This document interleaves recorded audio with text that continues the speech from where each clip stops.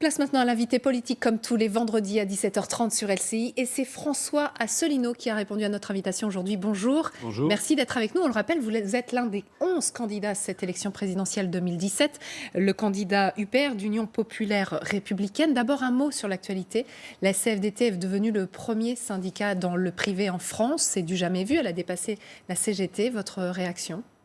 Ma réaction, c'est d'abord que c'est un peu une présentation un peu en faux fuyant, parce que le problème du syndicalisme en France, c'est qu'il y a très peu de Français qui sont syndiqués.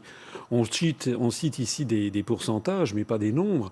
Et en réalité, le nombre de salariés français syndiqués est en chute libre et très très faible par rapport à ce qu'on trouve en Suède, par exemple. Donc, Il y a une autre chose que je voudrais dire, c'est que je trouve un peu curieux la façon de présenter la CFDT comme un syndicat qui est en faveur réformiste, alors que la CGT serait arc-boutée. On est très loin de la CGT des années 60 et de Georges Ségui. Je rappelle que les grands syndicats français font tous partie de la Confédération européenne des syndicats et à ce titre sont en partie financés par la Commission européenne, qui demande à ces syndicats de promouvoir auprès des syndiqués les fameuses réformes de structure demandées par la Commission. D'autant, c'est la raison pour laquelle, en définitive, on a des syndicats qui ne jouent plus tout à fait leur rôle d'opposants, de défense systématique de l'intérêt des salariés. C'est la raison pour laquelle beaucoup de salariés français sont désarçonnés par le fait que leurs syndicats ne vont plus jusqu'au bout. pour vous, la CGT, l'année dernière, pendant la loi travail, n'a pas défendu les droits des salariés ? Écoutez, moi je me rappelle d'une petite anecdote. Moi, au moment des grandes manifestations qui avaient eu lieu, que ce soit auparavant sur la réforme des retraites avec Éric Woerth, ou que ce soit la loi travail, moi j'aime bien incognito aller le long de ces manifestations et puis de prendre les tracts. Et je me rappelle avoir demandé, je dis mais pourquoi dans votre tract vous ne dites pas quelle est l'origine ?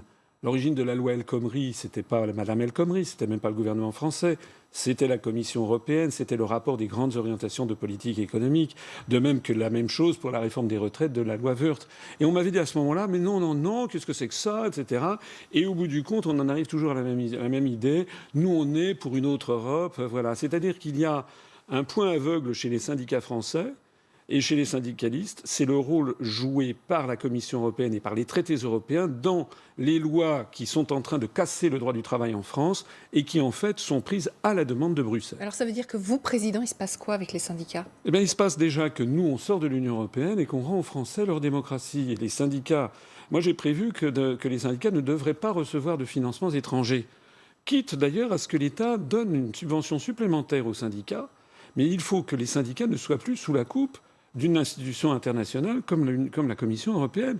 Et je pense que les syndicats doivent jouer leur rôle de contre-pouvoir. Actuellement, ils ne le jouent pas suffisamment. Ne jouent pas. Mais vous seriez pas suffisamment. Pas suffisamment. Vous seriez quand même pour le dialogue permanent avec les évidemment, partenaires sociaux ? évidemment. Moi, vous savez, je suis quelqu'un de sérieux et de raisonnable. Je ne suis pas pour, j'ai pas l'allure d'un révolutionnaire, mais je suis en faveur de ce que chaque structure défende, qu'il y ait des contre-pouvoirs. Une démocratie fonctionne bien s'il y a des contre-pouvoirs. Il n'y en a plus assez en France Je trouve aujourd'hui. que les syndicats français ne défendent plus suffisamment l'intérêt des travailleurs, des salariés, notamment parce qu'ils leur cachent toujours et encore l'origine des problèmes fondamentaux.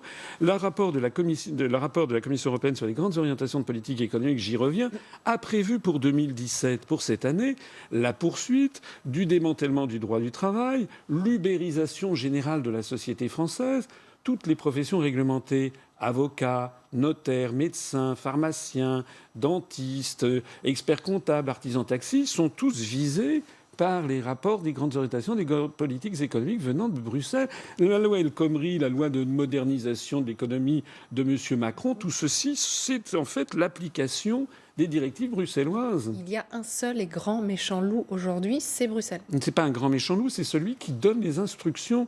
Le président de la République n'est plus désormais, et son gouvernement, que le gouverneur de la province France. Et d'ailleurs, on a les mêmes lois qui se situent en Belgique, qu'on trouve en Angleterre, qui portent d'autres noms, mais qui appliquent les mêmes directives. Mais la France garde quand même sa spécificité. Elle a quand même un droit du travail protégé, bien plus qu'en Allemagne ou en Angleterre. Ça veut dire qu'il y a encore une puissance France qui existe. Il y a encore, je vous l'accorde, il y a encore des restes, évidemment, de ce qu'est la France. Alors d'ailleurs, les comparaisons qui avaient été faites par le MEDEF et relayées un peu imprudemment par les Républicains sur l'épaisseur des codes du travail, en fait, c'était un peu excessif. Parce que fondamentalement, on a un droit du travail qui est à peu près la même taille en Allemagne, même si il y a des accords de branche qui parfois se substituent. Nous, on a une tradition centralisée. Mais j'y reviens. il y a quand même un article qui s'appelle l'article 121 du traité sur le fonctionnement de l'Union européenne et qui donne à la Commission européenne le pouvoir de fixer les politiques économiques et sociales des États membres afin d'assurer la viabilité de l'euro. Donc il y a une logique. Enfin, moi j'aimerais, vous savez ce que j'aimerais ? J'aimerais qu'on ait un débat avec M. Macron, par exemple, ou avec M. Fillon, ou avec M. Mélenchon, ou avec Mme Le Pen, et puis que je dise, voilà, moi je leur montre le rapport des grandes orientations de politique économique, et puis je dis, qu'est-ce que c'est que ça ? Pourquoi ne répondez-vous jamais à cet argument que je développe depuis maintenant 10 jours sur tous les plateaux et toutes les télévisions ? Qu'est-ce que c'est que pour vous ? Et est-ce que vous pouvez expliquer aux Français le contenu de ce rapport qui demande, par exemple, qu'au cours de 2017, on baisse l'impôt sur les grandes sociétés, qu'on augmente la TVA sur monsieur et madame tout le monde, que l'on démantèle le droit du travail, que l'on baisse le SMIC, voire qu'on le supprime, que l'on baisse également les prestations chômage. C'est écrit noir sur blanc dans ce rapport du 18 mai 2016. Donc vous interrogez, mais vous n'avez pas forcément la solution. Mais moi j'ai la solution, moi je veux sortir de ça. Mais les autres mentent. Ouais. Parce que les autres candidats présentent des programmes qu'ils ne pourront pas appliquer, puisque restant dans l'Union européenne, ils seront en revanche obligés d'appliquer le rapport dont je parle. Même si Marine Le Pen, via référendum, voudrait sans doute en sortir. Madame Le Pen, moi je n'y comprends rien. Elle veut... Vous savez, il y a un proverbe turc qui dit « on n'est pas un peu enceinte ». Ça veut dire qu'une femme, elle est enceinte ou elle ne l'est pas. Un État, il est souverain ou il ne l'est pas. Madame Le Pen, outre que c'est un mouvement avec des propositions d'extrême droite qui ne sont pas les miennes, notamment en matière d'immigration. Mais sur la question européenne, Mme Le Pen, comme M. Mélenchon d'ailleurs, ne sont pas clairs, puisqu'en fait, ils veulent une chose et son contraire. Ils critiquent, ils voudraient récupérer de la souveraineté, M. Mélenchon veut désobéir au traité. Mais la seule chose qui ne figure pas dans leurs programmes respectifs, c'est ce que moi je dis, c'est-à-dire maintenant, ça va, après 60 ans, on a vu que nous on est dans une impasse. Il faut donc sortir calmement, sereinement de l'Union européenne, par la mise en œuvre de l'article 50 du TUE, ce que les Britanniques font en ce moment. Donc, voilà. Vous dites progressivement, finalement. Donc, ça se passe comment ? C'est-à-dire, admettons, vous êtes élu président de la République, vous signifiez à Bruxelles que vous voulez sortir, vous enclenchez donc cet article 50 pour le Frexit. Voilà. Et ensuite, on part dans des négociations, pareil, qui vont durer à peu près 2 ans pour sortir et de l'Union européenne, et de l'OTAN, et de toutes ces institutions-là ? Alors, de l'euro... Alors, ça, c'est de l'ordre pour l'article 50, oui. L'OTAN, c'est autre chose. L'OTAN, c'est le traité de l'Atlantique Nord. Ça, il suffit d'écrire au gouvernement des États-Unis d'Amérique. C'est l'article 13 du traité. Mais dans un deuxième temps, vous comprenez le processus. Mais ça, c'est très facile. Pour l'OTAN, il suffit d'écrire au gouvernement des États-Unis d'Amérique. Voilà, on veut sortir. Et 1 an après, mécaniquement, on en sort. C'est tout. Effectivement, la sortie de l'Union européenne et de l'euro est un petit peu plus compliquée, c'est vrai. Et effectivement, l'article 50 a prévu 2 ans de négociations. Ces 2 ans peuvent être raccourcis. Si on parvient à un accord, ou peut être rallongé si on n'y parvient pas. Mais cet accord, vous savez, c'est pas non plus la mer à boire. Il y a toute une série de questions. C'est comme un divorce. Quand il y a un divorce entre un homme et une femme, après 7 ou 8 ans de mariage, il y a effectivement des sujets à régler. Par exemple, la garde des enfants, éventuellement la pension alimentaire, la répartition des biens acquis pendant le mariage. Mais ça prend aussi quelques mois, ça n'est pas inaccessible. Et il vaut mieux un bon divorce entre des gens qui s'entendent, plutôt que de maintenir un mariage qui ne marche pas au détriment des enfants. Oui, ça c'est un des arguments d'ailleurs du Front National. Ah ben c'est possible que Mme Le Pen ou que M. Philippot soient allés me le piquer. Parce que je me rappelle par exemple que si je reprends la profession de foi de Mme Le Pen de 2012, pour l'élection présidentielle dernière, la précédente, il n'était question ni de l'euro, ni de l'Union européenne, ni de la sortie de l'Union européenne.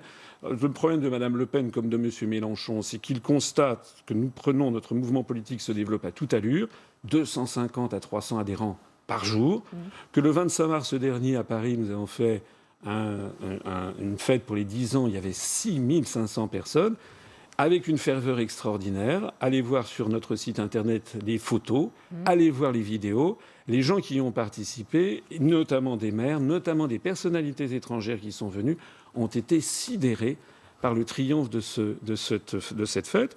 Donc c'est vrai que notre mouvement se développant rapidement, peut-être que ça donne des idées. Il faut que le fait donc les négociations sont terminées, la France contre seule et serait plus... Non ? Non.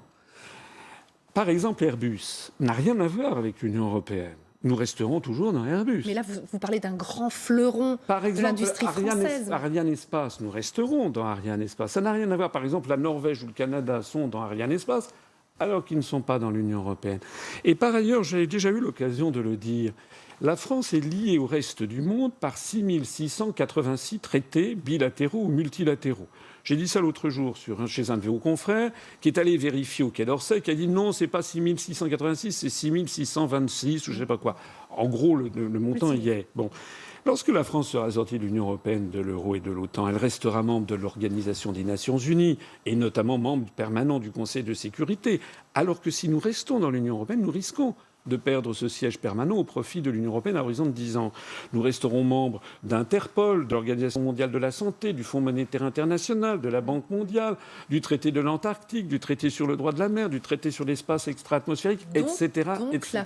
la France resterait forte, voire plus forte pour oui, vous, seule, plutôt qu'au sein de l'Union. Mais nous ne serons pas seuls. Nous aurons des alliances en tant que de besoin. Nous resterons, par exemple, dans le consortium Airbus. Mais sur d'autres sujets, nous ferons des alliances. C'est d'ailleurs déjà le cas. Moi, je me rappelle, j'avais accompagné Jacques Chirac en Chine en 1996. Et on avait signé, enfin, le président de la République française avait signé avec son homologue, mais le président Jiang Zemin, avait signé un accord de coopération stratégique franco-chinois. Voilà. Et je me rappelle très bien que nous étions ensuite allés visiter une usine à Wuhan, une usine de Peugeot Citroën, de PSA, qui avait un partenaire chinois qui s'appelle Dongfeng et qui s'était installé pour mieux lutter contre Daimler-Benz, qui a son propre partenaire chinois. Donc ça veut dire quoi? Ça veut dire que le principe même de la construction européenne est inopérant. Les grands groupes industriels résonnent de façon mondiale et elles veulent avoir des partenariats dans le monde entier. Renault s'est allié avec le japonais Nissan pour mieux lutter contre Fiat qui s'est allié avec l'américain Chrysler, par exemple. Et ceci, c'est pas seulement dans l'automobile, vous le retrouvez dans tous les domaines, par exemple les compagnies aériennes, par exemple en matière d'industrie lourde, etc. Vous êtes connu comme le candidat du Frexit, d'ailleurs c'est votre slogan sur vos affiches de campagne. Le problème, c'est que ça occulte tout le reste de votre programme. C'est pas un peu problématique? Non, parce que je pense qu'au cours de cette campagne qui ne fait encore que commencer, il y a encore plusieurs semaines. Oui, il y a encore 3 semaines, mais ça, il aurait fallu m'inviter plus tôt. Mais il y a beaucoup d'autres choses. Par exemple, mon programme s'inspire de celui du Conseil national de la résistance sur toute une série d'éléments, notamment les grands services publics à la française. Donc très social, alors? Mais écoutez, moi, je me fonde sur l'histoire de France. Le président de la République, en vertu de l'article 5 de notre Constitution, doit être un arbitre au-dessus des partis. Il exerce par son arbitrage le fonctionnement régulier des pouvoirs publics et la continuité de l'État. Ça veut dire que, par exemple, je veux mettre un terme immédiat aux fusions forcées de communes et aux réformes territoriales, parce que les Français n'en veulent pas. Et parmi beaucoup des maires qui m'ont parrainé, il y en a beaucoup qui m'ont dit « Nous sommes en dictature, nous ne voulons pas fusionner, on nous force à fusionner avec d'autres communes ». Moi, j'ai prévu d'arrêter ça et de demander de modifier le Code général des collectivités locales pour qu'on demande l'avis des Français s'ils veulent fusionner. Dans un tout autre ordre de domaine, moi, je n'admets pas, par exemple, que les retraités en France puissent être en dessous du seuil d'indigence. Il y a d'ailleurs eu des manifestations hier organisées par la CGT, justement, je crois. Ils ont raison. Il n'est pas. Moi, je connais dans la campagne. Il y a je me rappelle, par exemple, une sœur d'un boulanger. Elle a travaillé au noir pendant une partie de sa vie pour son frère. Cette femme se retrouve à 65 ans. Elle a une toute petite retraite misérable parce qu'il n'a pas assez de cotisations. Ça n'est pas tolérable. Donc moi, je propose qu'il y ait une retraite minimale pour tous les Français qui soit à peu près au-dessus du seuil de pauvreté, c'est-à-dire à 900 euros, 1 000 euros par mois. En aucun cas, ça serait d'ordre public. On ne pourrait pas avoir moins de ressources pour ça quand on est un senior, quand on a dépassé 65 ans. C'est un petit peu le système, si vous voulez, du revenu universel, mais cette fois-ci pour les seniors, pour les gens qui ont travaillé toute leur vie et qui ont dépassé 65 ans. Vous arrivez à préparer l'initiative en même temps? C'est pire que ça. Il y a 577 circonscriptions. Donc, ça c'est sûr. Alors oui, alors en ce moment, on est en train de procéder aux investitures. Et comme nous sommes un mouvement très jeune, eh bien, il faut évidemment qu'on sélectionne les candidatures qui nous sont parvenues. Et puis, je tiens beaucoup à ce qu'il y ait la parité homme-femme. D'ailleurs, j'en profite pour dire que notre mouvement, qui était très masculin au début, puisque c'est un jeune mouvement, 10 ans. plus il se développe et plus maintenant nous avons des femmes qui viennent. Parce que les femmes, vous savez, elles ont de l'intuition. Elles aiment leurs enfants. Enfin, j'enfonce des portes ouvertes. C'est un peu des clichés, mais c'est vrai. Les pères aussi, non? Oui, les pères aussi. Mais les femmes, elles ont peut-être plus d'intuition. Et pendant les débuts, elles pensaient, je pense, que sortir de l'Union européenne, de l'euro, ça n'allait pas. On était un mouvement très masculin. Et plus le temps passe, plus elles constatent que l'Union européenne nous mène vers des conflits vis-à-vis du monde arabo-musulman, vis-à-vis de la Russie. Plus elles constatent que l'appauvrissement généralisé de la société se développe.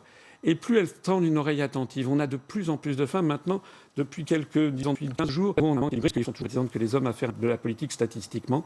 Eh bien, moi, je me félicite de ça. Ça prouve que notre mouvement est en train d'entrer dans une phase de maturité. Effectivement, un mouvement qui a 10 ans. Est-ce que vous êtes davantage reconnu aujourd'hui ? Reconnu dans la rue, par exemple quand... Ah oui, très souvent. D'ailleurs, je n'ai un officier de sécurité que depuis quelques jours, depuis que je suis candidat à l'élection. Officiel, oui. Depuis que je suis candidat officiel. Mais maintenant, les gens me reconnaissent dans la rue. Et je dois avouer quelque chose qui est vraiment très sympathique, c'est que je suis toujours gentiment accueilli, reconnu. Et si vous saviez le nombre de gens qui me disent « Monsieur, c'est formidable, continuez, on vous écoute sur Internet, vos conférences sur Internet sont fabuleuses, etc. Vous m'avez redonné goût à la politique. » C'est vrai. Allez sur notre page Facebook, lisez les témoignages sur notre page Facebook. Il y a énormément d'abstentionnistes qui reviennent vers nous parce qu'ils se disent, pour la première fois, voilà un monsieur, c'est quand même quelqu'un d'honnête, c'est quelqu'un qui essaye, avec honnêteté, sincérité, de dire ce qu'il a vu quand il était dans les allées du pouvoir et qui essaye maintenant d'en faire profiter la population. Vous savez, je suis tout sauf un extrémiste. Je suis quelqu'un qui veut le bien de son pays. Moi, j'ai des enfants aussi, comme tout le monde, enfin comme beaucoup de gens. J'ai aussi des biens immobiliers, j'ai aussi un petit peu de biens. Quand je propose de sortir de l'euro, je ne veux pas que les gens pensent que ça va être l'apocalypse financière. J'en serai le premier touché. Je peux dire ici aux gens qui m'écoutent que sortir de l'euro, ça ne sera pas du tout ce que décrivent certains comme étant une apocalypse. L'apocalypse, ce serait d'y rester. Même si les Français, les derniers, il y a des enquêtes d'opinion qui sont faites régulièrement, 70% de Français qui ne veulent pas sortir de la zone euro. Alors d'abord, je ne sais pas si ces enquêtes d'opinion sont valables. Moi, je vois aussi qu'on me donne des sondages qui me donnent à 0 ou 0,5. Je n'en crois rien. Quand je vois le succès des réunions publiques que je fais, quand je vois que sur Internet, à chaque fois que je suis sur un sondage en ligne, je fais des scores extraordinaires, quand je vois que notre chaîne YouTube, Union populaire républicaine, a dépassé les 10 500 000 vues, excusez-moi, alors que celle de M. Macron en est à 1 million de vues, ben je me dis qu'il va y avoir des surprises le soir du premier tour. Et donc pour la sortie de la zone euro aussi. Eh bien, pour la sortie de la zone euro, moi, je ne suis pas du tout certain que 70% des Français soient de cet avis. Mais il est vrai que beaucoup de Français ont des craintes légitimes. C'est normal, puisque, vous savez, il y a un vieux proverbe français qui dit « Qui n'entend qu'une cloche n'entend qu'un son ». Bon, c'était mes grands-parents qui me disaient ça. Bon, ben c'est vrai, on a dit depuis des années aux Français que sortir de l'euro, ce serait l'apocalypse. Soit dit en passant. Ceux qui disent ça sont les mêmes qui nous avaient, il y a 25 ans, dit qu'entrer dans l'euro, ça serait formidable.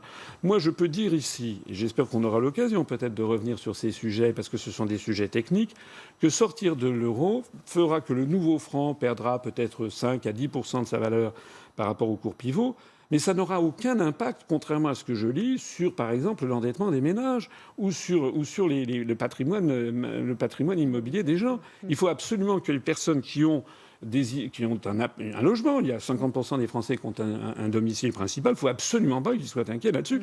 D'ailleurs, l'euro était à 1,65 € en 2008, il est tombé à 1,08 €. C'est-à-dire qu'il a perdu près de 40% de sa valeur de 2008 à 2017. On n'en a pas fait toute une histoire, ça n'a pas été l'apocalypse. Les retraites sont toujours là, les biens immobiliers aussi. Est-ce qu'un mot pour qualifier cette campagne 2017 alors que vous y participez pour la première fois en tant que candidat officiel ? Moi, je trouve qu'elle n'est pas à la hauteur des enjeux. Et moi, je pense que je voudrais que le débat de fond, il ait lieu. Le débat de fond, c'est ce que je disais tout à l'heure sur les pouvoirs du président de la République.